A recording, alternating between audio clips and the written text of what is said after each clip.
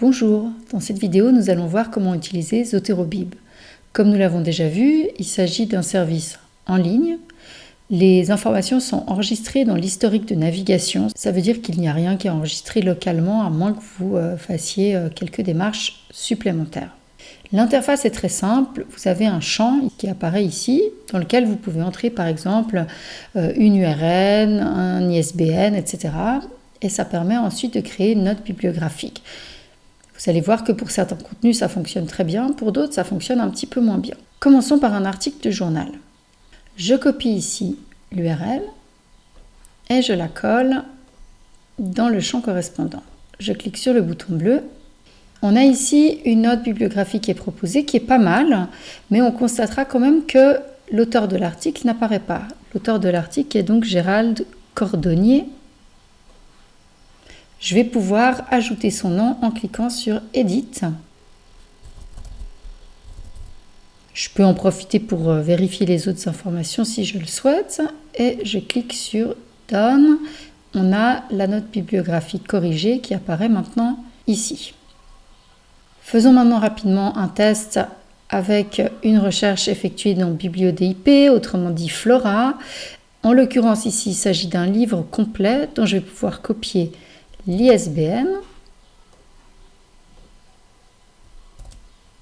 que je colle dans le champ correspondant et de nouveau, tout a l'air de fonctionner très bien ici. Troisième cas de figure, j'ai cherché un livre complet de nouveau sur Cairn et je vais entrer donc l'URL dans Zotero-Bib. Là, il va se passer quelque chose d'intéressant. C'est qu'il va me demander de choisir en l'occurrence quel chapitre m'intéresse. Si je veux citer le livre entier, ça ne va pas être possible. Dans ce cas de figure, soit je sélectionne le chapitre qui m'intéresse, soit je peux éventuellement contourner le problème, puisque dans Cairn, il y a la possibilité directement, en cliquant ici, de créer la note bibliographique qu'on souhaite dans un certain nombre de formats standards. Si vous bossez avec un style bibliographique ISO 690, MLA APA, à ce moment-là, vous n'avez qu'à copier votre note bibliographique et vous contournez le problème.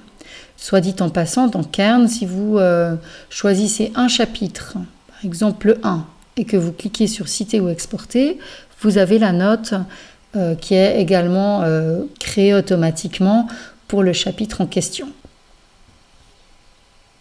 Pour prendre maintenant un exemple qui fonctionne moins bien, je suis allée donc là sur le site de l'Office fédéral de la statistique. J'ai entré l'URL dans Zotero-Bib. Et là, vous constatez que Zotero-Bib n'a vraiment pas très bien compris ce qui se passait, puisqu'il pense que l'Office fédéral de la statistique, c'est le nom de l'auteur de l'article. Et donc là, il va falloir de nouveau vraiment bien corriger ça de manière à ce que ce soit correct. Donc comme on peut le constater, Zotero-Bib ça fonctionne assez bien, mais il faut quand même vérifier un petit peu les informations qui sont récoltées automatiquement. On est obligé de le faire si on veut arriver à un résultat qui est correct. Ce qu'on peut voir aussi, c'est que dans la partie bibliographie, on a les 3 références que j'ai introduites, qui sont automatiquement classées ici par ordre alphabétique. Et les notes bibliographiques ont été produites selon la norme qui avait été sélectionnée ici par défaut.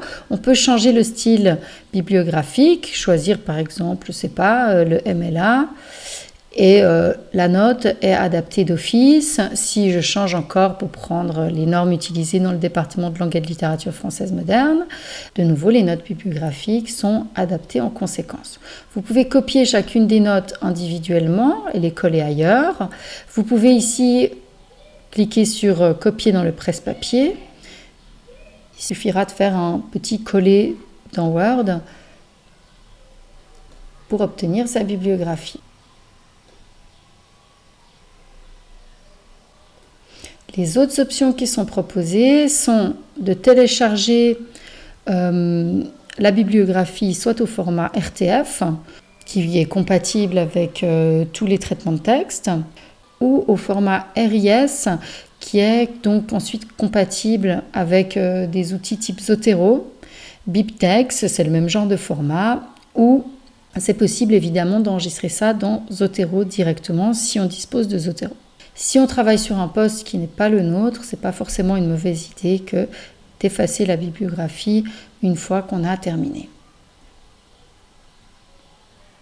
En résumé, ZoteroBib, c'est un outil qui est plutôt facile à utiliser. C'est pas non plus une baguette magique. C'est important de savoir faire les corrections nécessaires. C'est important que les élèves sachent quelles corrections ils doivent faire.